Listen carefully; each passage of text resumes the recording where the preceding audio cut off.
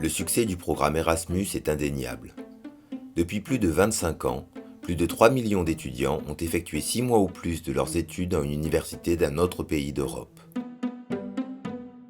Bonjour, je m'appelle Manon, j'ai 24 ans, je viens de Marseille dans le sud de la France et je suis partie en Erasmus à Cologne en 2010. Hola, me llamo Cristian, tengo 31 años, ya no me acuerdo del español. He nacido en Barcelona y hace 8 años hice un Erasmus en Francia, en Normandía. Olá, eu chamo Filipa Menezes, sou portuguesa e fiz o Erasmus em Itália, na cidade de Bolonha, na Universidade de Criminologia, em Bolonha, e fiz Erasmus no ano de 97. J'ai voulu partir à l'étranger pour améliorer mon allemand, tout simplement parce que j'ai fait des études de langue étrangère appliquée anglais-allemand et mon allemand était plus faible que mon anglais. Mi padre, que es marino mercante y que siempre ha viajado mucho, mi madre, que también había viajado mucho, y luego mis hermanas mayores, que también habían viajado mucho, entonces todo en torno a mí era gente que viajaba mucho desde pequeño. Y además, siendo mi madre belga, digamos que toda la familia hablaba francés, menos yo. Porque procurava não só uma experiência de vida sozinha, autónoma, e também que essa experiência fosse no estrangeiro, não é? Onde falo uma língua diferente e bem como ia poder aprender conteúdos, ia poder fazer um curso que não havia no meu país na altura, que era criminologia.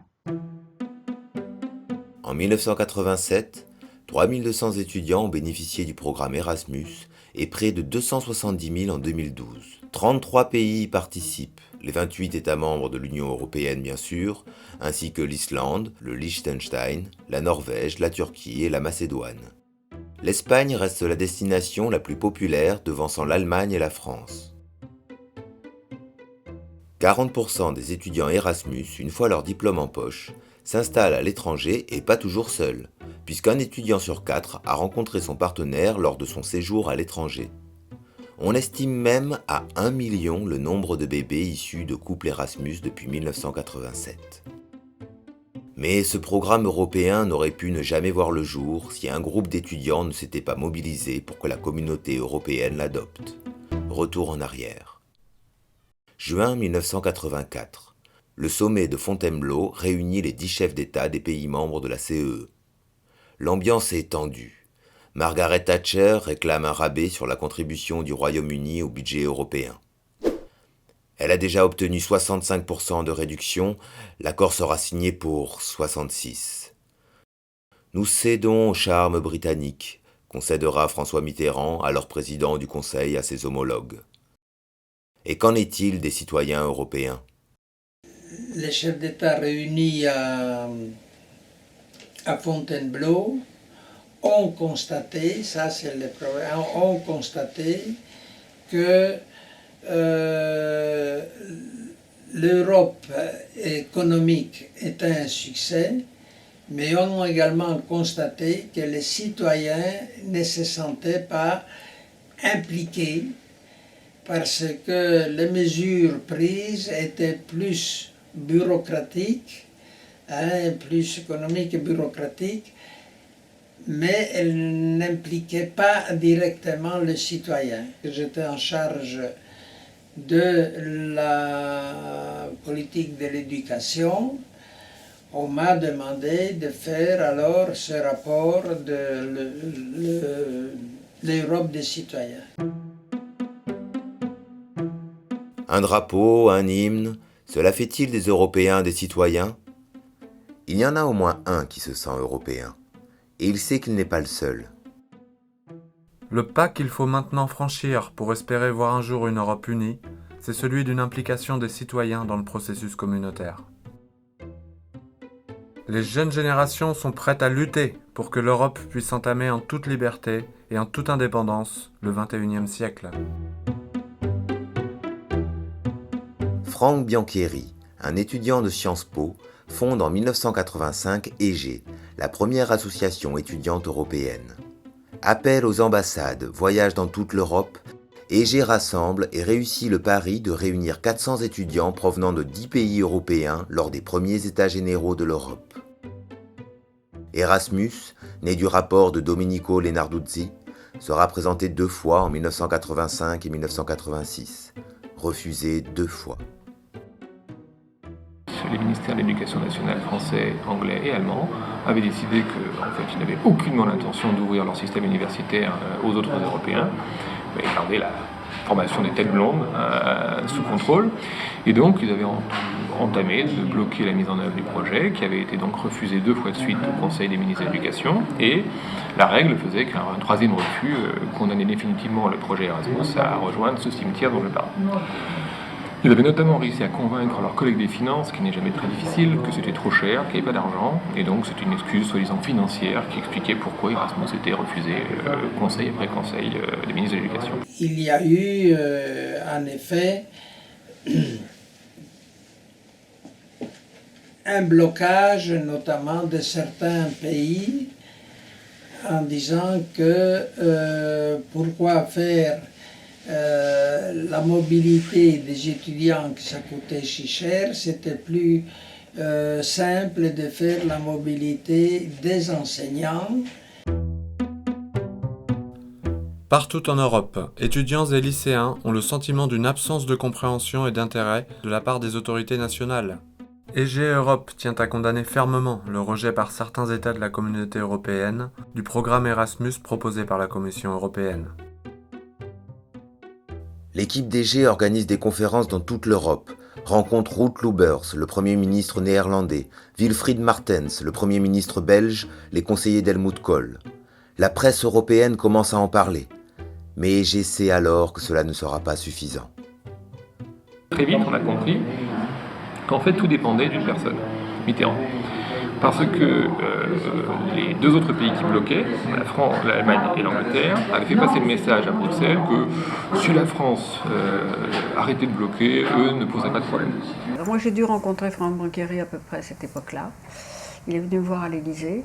Et j'ai tout de suite été très intéressée par sa démarche parce que je sentais bien qu'on avait besoin d'une action citoyenne en dehors de celle que nous menions dans les sphères gouvernementales et parlementaires. Et donc,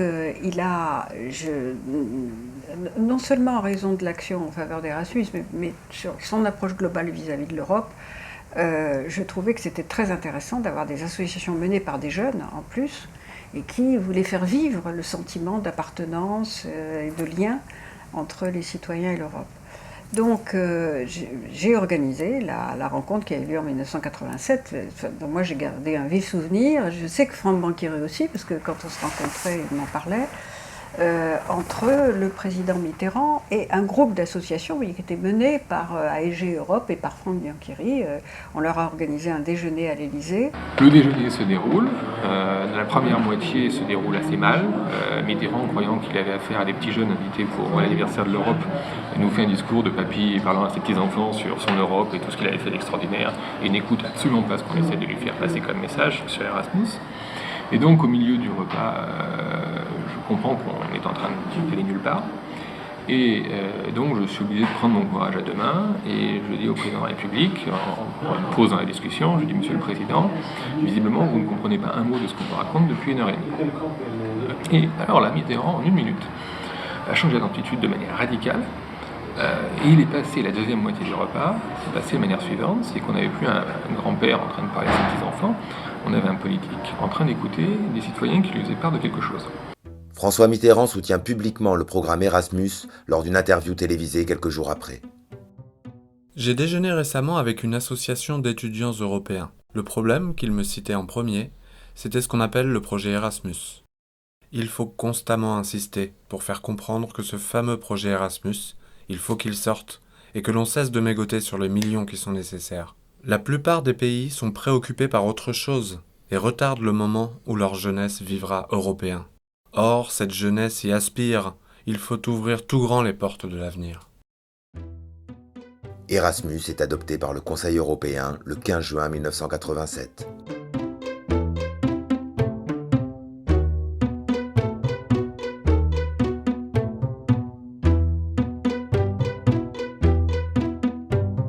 Ce qui est marrant, c'est après, quand on rentre chez soi, on sait si on a envie de voyager quelque part, il y aura peut-être un ami espagnol en Espagne, un ami italien en Italie, un ami anglais en Angleterre. On a du coup des contacts un peu partout en Europe, et ce qui à la base était un pays, juste un nom sur une carte, devient plus concret parce qu'on met des visages, on met des anecdotes dessus. Et par exemple pour les pays de l'Europe de l'Est, c'est quelque chose qui était très très flou pour moi, et d'avoir rencontré un peu des personnes, d'avoir discuté avec eux, ça devient beaucoup plus concret et beaucoup plus humain aussi, plus vivant. C'est pas juste une frontière, un pays sur une carte. A maior recordação que eu tenho ainda está viva, não é uma recordação, e são os amigos que eu fiz e as ligações que eu mantenho. Por isso é uma memória viva. Creo que ha sido el hecho de descubrir el amor durante mi Erasmus con una chica francesa con la que estoy desde que volví. Y que además creo que me parece que sucede muy a menudo, que el Erasmus habrá unido más toda Europa que cualquier otro tipo de política internacional que se haya podido hacer. Voilà. Erasmus, déjà, c'est effectivement, quand on regarde les 30 dernières années de construction européenne, c'est le truc que tout le monde connaît, que tout le monde aime. Il y a, même les anti-européens diront pas de mal d'Erasmus, ils ont généralement des enfants qui ont fait Erasmus, les anti-européens, les eurosceptiques et tout ça. Enfin bon, c'est la plus grande réussite de la construction européenne des 30 dernières années. Moi, j'en vois pas d'autres, honnêtement. Et c'est pas par hasard, donc, si effectivement cette seule réussite, ce soit quelque chose qui soit lié à une impulsion citoyenne.